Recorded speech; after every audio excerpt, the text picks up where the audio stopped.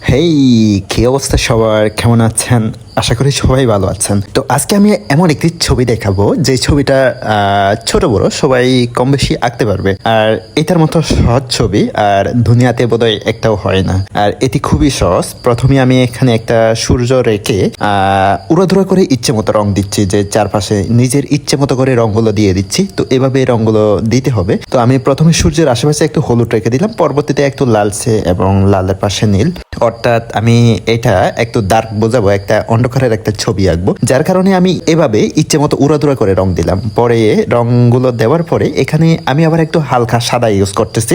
আর সাদাটা হচ্ছে water colour না, ছবিটা আমার ওয়াটার কালারের হলেও এখানে কিন্তু অ্যাক্রিলিক কালারের কিছু কাজ আছে। তো আমি এই সাদাটা কিন্তু অ্যাক্রিলিক কালার থেকে দিলাম, আর এখানে ব্লু দিয়ে ডার্ক করলাম। এগুলো সব ওয়াটার কালার। আর এখানে আমি আরেকটু ডার্ক করে নিচ্ছি, কারণ আমার যে ছবিটা আঁকবো এখানে ফোরগ্রাউন্ডে কিন্তু একটু লাইট জিনিস আঁকবো। তো এখানে আমি ম্যাঘগুলো কিছু হাইলাইট করে দিচ্ছি, ওই যে আমার সূর্যের আলো যেটা পড়ছে সেই জন্য আমি এখানে কিছু হাইলাইট করে দিচ্ছি, যাতে আমার ছবিটা একটু চকচক করে। তো এখানে আমার রংগুলো দেওয়া শেষ। রংগুলো দেওয়ার শেষে আবার আমার কিন্তু এটা শুকানোর জন্য কিছুক্ষণ অপেক্ষা করতে হবে, কারণ আমার পরবর্তী কাজগুলো কিন্তু এইটা শুকানোর আগে করা যাবে না। তো আমার পৃষ্ঠাটা প্রায় শুকানো হয়ে গেছে। তো আমি এখানে একটা গাছ এঁকে দিচ্ছি, একদম ডার্ক, কারণ ডালপালাগুলো খুবই ডার্ক এবং ঘন অন্ধকার। তো এখানে আমি এমন একটি গাছ আঁকবো যে গাছের কোনো পাতা নাই বা ফুলে ফলে ভরপুর। এই গাছগুলো সচরাচর আমাদের বাংলাদেশে হয় না। এইগুলো হচ্ছে চেরি ফুল বা এই জাতীয় কিছু একটা ফুল হতে পারে, তবে যে কোনো একটা ফুল হলেই হলো, ফুটলেই হলো গাছে। সেটার জন্য যে এইরকম গাছ হতে হবে কিন্তু এমনটা না। তো আমি ইচ্ছে মতো এই কালার দিলাম, একটু পিঙ্কি পিঙ্কি কালার বা পিঙ্ক টোনের একটা কালার, কারণ আমার এই কালারগুলো এই গাছগুলোতে দেখতে ভালো লাগে। তো এই জন্য আমি এখানে পিঙ্কি কালার দিলাম। আর পিঙ্কের মধ্যে কিন্তু সাদাটা খুবই চকচক করে, এখানে আমি সাদা দিয়ে হাইলাইট গুলো করে নিচ্ছি। তো আমি যত এখানে সাদা ইউজ করব ততই কিন্তু আমার ছবিটা একটু ব্রাইট হবে, উজ্জ্বল হবে। আর শুধুমাত্র সাদা দিয়ে হবে না, সাদার সাথে কিন্তু আরো অন্যান্য কালারও দিতে হবে, তা না হলে কিন্তু আমার ছবিটা এত বেশি চকচক করবে না। তো এখানে আমি ডালপালাগুলো কিছু সাদা দিয়ে টেনে দিচ্ছি। এরপর আমি এখানে হলুদ দিয়ে আরো কিছু অংশ এঁকে দিলাম। পরে আমি এখানে একটা মানুষ এঁকে দিচ্ছি, অবশ্যই একজন না, এখানে আমি দুজন মানুষ আঁকবো, নিব্বা নিব্বি। কারণ এই ছবিগুলোতে একটু নিব্বা নিব্বি না থাকলে কিন্তু অতটা ভালো দেখায় না।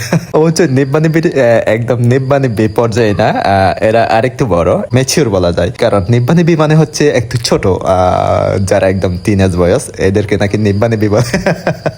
অবশ্যই এই শব্দগুলো আমাদের সময় ছিল না, এই জন্য আমি এগুলো সম্পর্কে অবগত নই, এগুলো এখন নতুন শব্দ। তো আমি দুজন মানুষ শিখে দিলাম, একটা কাপল। তো একজন এখানে তুলো উড়িয়ে দিচ্ছে, বা তুলো বা ফুলের ফাপড়ি যে কোনো একটা উড়িয়ে দিলেই হলো। তো অনেকে অভিযোগ করে আমার ছবিতে নাকি কোনো পাখি নাই, তো আমি এখানে কিন্তু কয়েকটা পাখি দিয়ে দিলাম। আর সেই সাথে এখানে আরেকটু রঙিন করে নিলাম, কারণ ফুলগুলো যখন একটু ছায়ায় থাকবে তখন একটু কালার দেখা যায়। আর এখানে কিছু পাপড়ি উড়ে যাচ্ছে। তো সর্বোপরি আমার ছবিটা আঁকা হয়ে গেল। আমি এখন মাস্কিং গুলো খুলতেছি। আমার মাস্কিং ট্যাব গুলো খোলা হয়ে গেলে আমার ছবির ফাইনাল লুক দেখা যাবে। তো আমার এইটাই হচ্ছে আমার ছবির ফাইনাল লুক। তো পরিশেষে আমার ছবিটা এরকমই হয়ে গেল। তো এটা যে উড়াদুরা করে ট্যাপ ট্যাপ ট্যাপ এইভাবে বসিয়ে কালার গুলো বা করা হয়ে গেছে।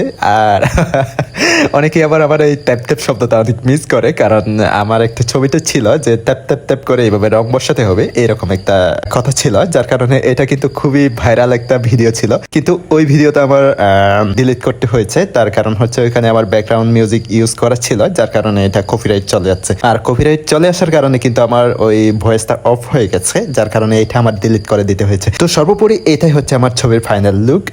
এটা যে কেউ খুব সহজেই আঁকতে পারবে, আর এটি খুবই সহজ এবং খুবই সহজ। আপনারা চাইলে কিন্তু এই ধরনের ছবিগুলো খুব সহজেই আঁকতে পারেন, তবে এই ধরনের ছবিগুলো জল রং দিয়ে তেমন একটা ভালো হবে না।